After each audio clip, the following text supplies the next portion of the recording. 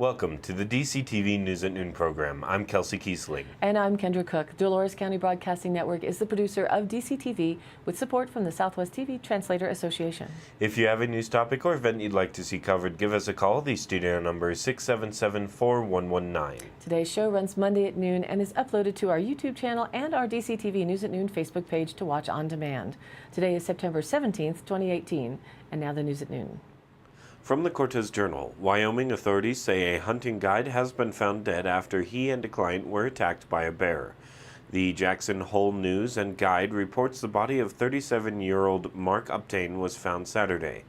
Teton County spokesman Billy Kirk said the client, Corey Chubone of Florida, suffered leg, chest, and arm injuries and was flown to a Jackson hospital. The newspaper reported he left the hospital Saturday. His hometown wasn't listed. Authorities said Chubone was bow hunting and shot an elk Thursday, but he and Uptain could not find the animal until Friday. They were preparing to pack it out that day when they were charged by two bears. Kirk said one of the bears attacked Uptain and then Chubone. He says Chubone was able to flee and phone for help. Brad Hovinga, regional wildlife supervisor for the Wyoming Game and Fish Department, told the Jackson Hole, Wyoming News and Guide that all indications are that the bear was a grizzly. The agency planned to use foothold snares and to leave the devices in the field overnight. Game and Fish staffers remained staked out in the field Saturday afternoon. The attack occurred in the Terrace Mountain area of the Teton Wilderness. Reported in the Journal, courtesy photo, the Bull Draw fire has grown about 400 acres in the past week and continues to produce smoke visible on the western slope. At 7 a.m. Sunday, fire management officers from the Grand Mesa, Uncompahgre, and Gunnison National Forests upgraded the Bull Draw fire to a Type 3 incident command because of a surge in fire intensity and growth. Over the past 24 hours, an increase in overall temperature and wind activity, along with the decrease in humidity, has caused the 31,100-acre fire to rapidly spread to the north, crossing Long Canyon, and is actively burning in the UC drainage, said U.S. Forest Service Public Information Officer Dylan Peters. Wildland fire crews attempted to halt the blaze at National Forest System Road 407. Limited visibility on NFSR 402, the Divide Road, coupled with the presence of additional fire crews and equipment, has led to an immediate safety hazard. The public is advised to slow down and take extreme caution when traveling along the Divide Road. The fire's growth in the Long Canyon area was attributed to an increase in temperature and winds and a decrease in humidity. The fire is at 60% contained. Personnel continue to monitor the fire and patrol its perimeter, Peters said. Fire management officials expect pockets of vegetation inside the perimeter of the fire to burn until a, quote, season-ending event, such as a heavy rain or snow occurs, Peters said in a press release. Steep and rugged terrain in the Long Canyon area have slowed attempts to establish control lines in Long Canyon, Peters said, adding that a helicopter will drop water in the area. Management of the Bull Draw fire was turned over to a local Type 4 team on September 5th, a day after a reduction in land closures was announced. Peters also announced that the Middle Fork fire, about 13 miles east of Ridgeway, has kicked up and is producing smoke. The fire is burning on 5 acres in isolated and rugged terrain south of Silverjack Reservoir. Reported by the Cortez Journal, a murder conviction from 2014 has been overturned by the Colorado Court of Appeals, which found Chief District Judge Jeffrey Wilson expressed bias before the jury trial when he called the crime a cold-blooded murder. The trial of Tommy Mitchell, a Farmington man who was found guilty of first-degree murder, burglary, theft, distribution of marijuana, and intimidating a witness, ended with a guilty conviction and a lifelong prison sentence in March 2014. That decision has been reversed and remanded to a lower court for retrial. In an opinion issued by the Colorado Court of Appeals, appellate judges found that Wilson's comments calling the homicide one of the most cold-blooded murders that have occurred in this county expressed bias and were grounds for recusal from the case. The comment was made at a sentencing hearing for co-defendant before overseeing Mitchell's trial. Defendants at the time filed a motion asking the judge to recuse himself, but Wilson disagreed. The personal beliefs of a judge as to the guilt or innocence of a defendant in a criminal jury trial is irrelevant to the issue of bias, Judge Wilson wrote in his denial of the request to recuse himself from the trial. The Colorado Appellate Board found otherwise, saying the comments Wilson made could be construed as potential bias against Mitchell. Mitchell was accused of participating in an attempted robbery and drug deal April 3, 2012 in Ignacio that resulted in the death of Joey Benavides, age 39, of Ignacio. The cases included several co-defendants, including Jeremiah Mason, Armando Yazzie, Shanice Smith, Elijah Timothy Anglin, and a juvenile. From the Cortez Journal, Photos Journal, and Herald, T.J. Holmes. Bait trapping is the favored procedure if wild horses need to be removed from the Spring Creek Basin Herd Management Area. That according to a decision released on Friday by the Tres Rios Bureau of Land Management Office. About 60 wild horses roam the 22,000-acre herd management area in Disappointment Valley between Dove Creek and Norwood.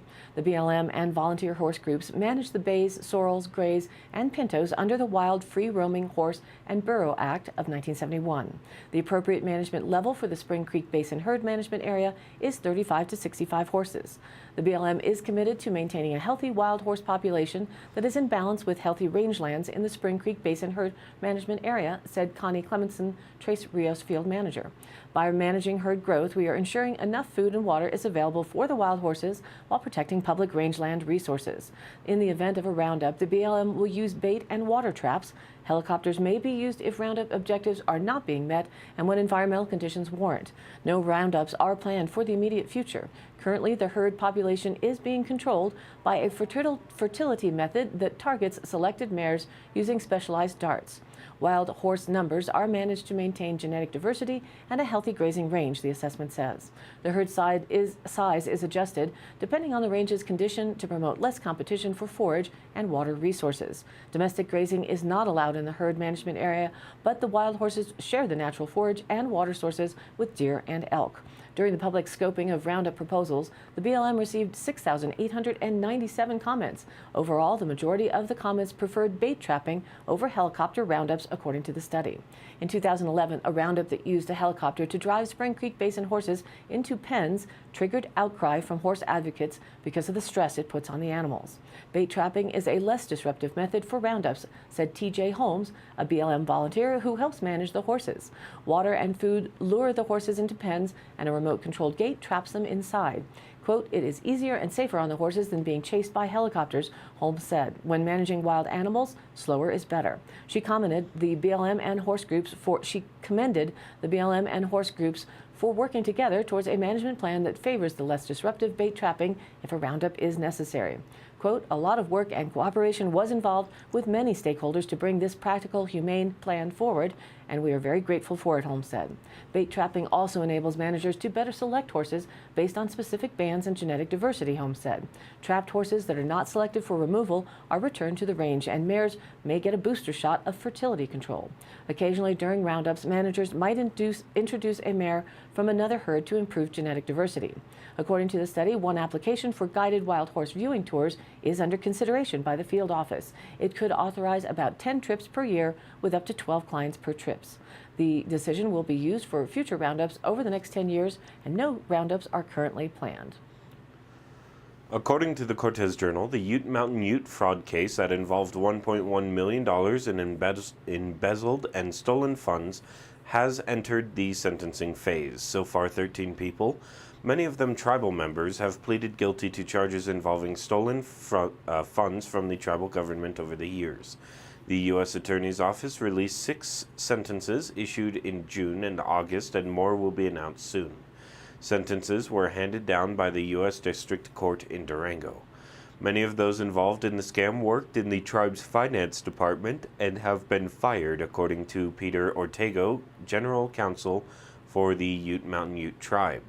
The case was investigated by the FBI and the Internal Revenue Service since 2015 and was prosecuted by Assistant U.S. Attorney Pegeen D. Ryan. The elaborate scheme involved employees of the tribe's financial services department who fraudulently dispersed checks written to people they selected, including non-tribal members and prison inmates, according to court documents. People who received the checks cashed them, then usually shared the cash with the financial services employee who provided the check, according to case records. Between 2011 and 2015, finance employees took advantage of tribal programs intended to help community members. And now let's take a look at the weather. So the national weather map shows where Florence is moving inland, affecting areas from North Carolina up through New York State. Now, Tropical Depression Florence is expected to produce heavy and excessive rainfall across portions of the Mid-Atlantic, southern New York, and southern New England over the next couple of days, with 2 to 4 inches expected, with 6 inches of rain for local totals possible. In its wake, literally, central eastern North Carolina, central eastern Virginia, and southern Maryland and Washington, D.C. are experiencing flash flooding. Rains continue over the southeast and Florida and along the Gulf Coast states back to Texas. Another section of rains and flooding is holding over the eastern Dakotas, Minnesota, and Iowa, and across Wisconsin, while the western U.S. remains mostly clear and dry with some variable disturbances and perturbations. Looking at the regional outlook, a few clouds and even an occasional shower or two have persisted overnight across portions of northeast Utah and northwest Colorado. This unsettled weather is being driven by a very weak vortex moving through faster flow coming out of the Great Basin. Daytime heating will result in cumulus cloud cover developing over the higher terrains this afternoon. Despite the decrease in moisture content, some very isolated shower activity is possible later this afternoon in the higher terrains of northeast Utah and across the northern and central high terrain of Colorado. Any activity will diminish by sunset. Temperatures are forecast to run around 10 degrees or more degrees above average once again. On Tuesday, stronger jet stream winds will shift northwards. This will redirect any shower activity away from eastern Utah and western Colorado, resulting in a dry day. Some stronger winds during the afternoon across the north, however. Gusty afternoon winds range in the 20 to 30 mile an hour range along the Wyoming border and could result in borderline red flag warning conditions. The dry pattern is nearly identical for 7 days out, leaving dry, warm, and breezy southwest flow across the Intermountain West to the Great Lakes. Unfortunately, the National Weather Service is saying, quote, probably safe to stick a fork in the already cooked monsoon season. That brings us to our DCTV local 5-day outlook. Today, sunny with a high near 83, east winds 5 to 15 miles an hour, becoming southwest in the afternoon. Tonight, mostly clear with a low around 55. Southwest winds 10 to 15 miles an hour, becoming east after midnight. Tuesday, sunny with a high near 83, east winds 5 to 15 miles an hour, becoming south-southwest in the afternoon. Tuesday night, mostly clear with a low around 56, south-southeast winds 5 to 15 miles an hour. And then it starts to cool off slightly throughout the rest of the week, with Wednesday mostly sunny and a high near 80, south-southwest winds 5 to 15 miles an hour. Wednesday night, a 10% chance of showers and thunderstorms before 9 p.m., mostly clear with a low around 50. That's not much of a chance. Then Thursday, sunny with a high near 78. Thursday night, mostly clear with a low around 49. Friday, sunny with a high near 77. Friday night, mostly clear with a low around 49. Saturday, sunny with a high near 77. Saturday night, mostly clear with a low around 51. And now, back to the news. From the Cortez Journal, firefighters had to use the jaws of life to help free a black bear whose head was stuck in a milk can in northern Minnesota. Conservation Officer Eric Benjamin with the Minnesota Department of Natural Resources was called Friday about a young male bear with its head stuck in an old 10-gallon, 38-liter milk can near Roseau. Benjamin says rescuers tried cooking oil to free the bear, but that didn't work, so they drilled 3 holes in the can so the panting bear could breathe. After about 2 hours, Benjamin called the Roseau Fire Department, which used the jaws of life normally used to extricate car accident victims, and a spreader to pry the can off. Benjamin says the freed animal, seemingly healthy, ran into the woods. From the Journal in Dolores, file photo. The Dolores Town Board is considering the pros and cons of allowing retail marijuana sales. A moratorium on pot sales has been in place since 2014, but it's set to expire December 31st. Dolores used to have 2 medical marijuana shops, but after they closed, the town put a moratorium on retail pot stores and commercial grow sites to study the issue. Proponents say that retail marijuana sales would improve sales tax revenues for the town and give medicinal users improved access. Detractors say it could increase demand for law enforcement and increase town administration costs. Retail recreational marijuana sales were legalized in Colorado under Amendment 64 in 2012. Towns and counties can decide whether to establish pot shops. Montezuma County has banned retail sales, but Cortez and Mancos have allowed them. Dolores Town Trustee James Biard and Town Manager Jay Rubelid were selected to study the issue. They have been meeting with Mancos and Cortez officials to find out how they manage marijuana stores and what the potential benefits and problems might be. An audience member suggested that it be put to a vote of the people. Biard said one thing they learned is that a decision by a vote of the people is more permanent than a board decision. Quote, "We're learning about both sides of the issue," Biard said. 2 public workshops are planned to address the topic on September 24th and October 22nd at 6:30 p.m. Citizens will be able to comment on the issue, and ironically, the address for the workshops is 420 Central Avenue. Reported by the Cortez Journal, a Colorado Springs store is trying to permanently get rid of its Nike inventory in light of the company's recent ad featuring Colin Kaepernick, the former 49ers quarterback who started kneeling during the national anthem before games to protest police brutality. KRDO-TV reports Primetime Sports started selling all of its Nike merchandise at half price on Tuesday. Store owner Stephen Martin says he realizes he could go out of business since NFL jerseys make up a large part of his inventory. Nike's ad published last week shows Kaepernick's face with the words "believe in something, even if it means sacrificing everything." Martin says Kaepernick only sacrificed his salary. Kaepernick opted out of his contract with San Francisco and hasn't played a game since 2016. From the Journal, photo Ian McLaren. Fired up to play in front of a large homecoming crowd, the Dove Creek High School football team gave everything that it had in a league matchup against Norwood September 13th. Despite their best efforts, however, the Bulldogs were unable to match Norwood's physicality. Dove Creek's record dropped to 2-2 with the loss, and Norwood improved to 3-1. They were much more physical than we were, and they got off the ball faster, Dove Creek head coach Shane Boffman said. They hammered us up front, and they were more explosive than we were. They just kind of took it to us as far as the physical part of the game. Although the lopsided contest generally lacked bright spots for the Bulldogs, a handful of highlights came courtesy of sophomore Gage Thompson, who had an interception and several solid tackles in the first half. Senior J.D. Dennison and sophomore Hayden Gray also provided bright spots for Dove Creek as the pair came through with solid blocks against linemen who appeared to be exceptionally strong. Quote, "We definitely grew a lot," Dennison said. "We had some ups and downs. We all started working together in the second half. The line started stepping up and our backers started stepping up." Among many highlights for Norwood was a 35-yard touchdown run by Will Gabriel on the 4th play of the game and a 63-yard touchdown run by Gabriel midway through the second quarter that put the Mavericks ahead 34-0. Even with the huge deficit, Dove Creek players did not quit in the second half, and thanks to better blocking and several sound defensive plays, the Bulldogs held the Mavericks scoreless during the third quarter. Freshman quarterback Corbin Kressler scored Dove Creek's lone touchdown of the game on a 94-yard run around the left side with 1 minute and 40 seconds left in the contest, and as fans expressed their appreciation, lights on a local ambulance flashed as if to acknowledge the team's hard work. "For homecoming, everyone is here, the whole town," Dennison said. "All the people who fought before us on this field came to watch us fight just like they did. Homecoming is special." Dove Creek will look to right the ship when it travels to Sangre de Cristo on September 22nd. We just have to stick together like a family," said Hayden Gray. "We can't let something like this tear us apart. It just builds us for the rest of the year." And now for the Dolores County Sheriff's Roundup for the week of September 10th through the 16th. A report of overdue dirt bikers was received, referred call to La Plata County based on information received. Subjects walked out to Purgatory Resort.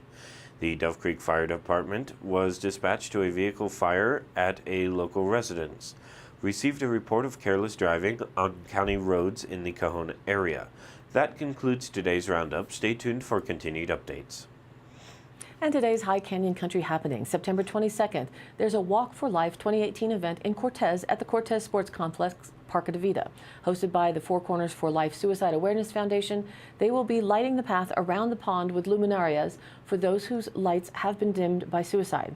Guest speakers, live music, food vendors, and more. It runs from 4 to 8 p.m. this coming Saturday. The Navajo Churro Sheep Association's annual meeting will be held this year in Cortez on September 20th through the 23rd. Open to the public, this will be a great get-together of Navajo Churro breeders, fiber art enthusiasts, and the local ag community. The Farm Bistro of Cortez will prepare prepare an awesome dinner featuring Navajo churro, lamb, and local produce. Please RSVP for the dinner on Friday if you plan to attend. Send a message or email them at ncsa@areolasunshinefarm.com with questions. Also contact them if interested in an outdoor vendor booth and they ask you to donate to a silent auction. Thursday, it starts at 10 a.m. to 5 p.m. It's a spin-off with demonstrations and an evening speaker. Friday and Saturday, there are a host of workshops and demos all day with keynote speaker addresses each day. For all the specifics, go online to their Facebook page. And don't forget, this Saturday, the 22nd, is also the Dove Creek Chamber of Commerce's Three Sisters Ag Fest from 4 to 7 p.m. at the fairgrounds 4 miles west of Dove Creek. This year's food competition features corn as the main ingredient. Prizes for best sweet and savory dishes include cookware. It's free to enter. Come out and enjoy music, food, games, and fun, and support your local Chamber of Commerce. And all of these happenings are posted up on our DCTV News at Noon Facebook page, along with the YouTube replays, weather, original stories, and local posts. To share your event or information, contact us by email dcbnnews@gmail.com or call the station 970-677-4119. Thanks for tuning in. News at Noon airs at noon Monday through Thursday and then is available online on our YouTube channel and our DCTV News at Noon Facebook page on demand. And be sure to like us there on Facebook and join in on the news of our area, and of course, please share it with a friend. For Kendra Cook with DCTV and the News at Noon program out of Dove Creek, USA, I'm Kelsey Kiesling. Thanks for watching.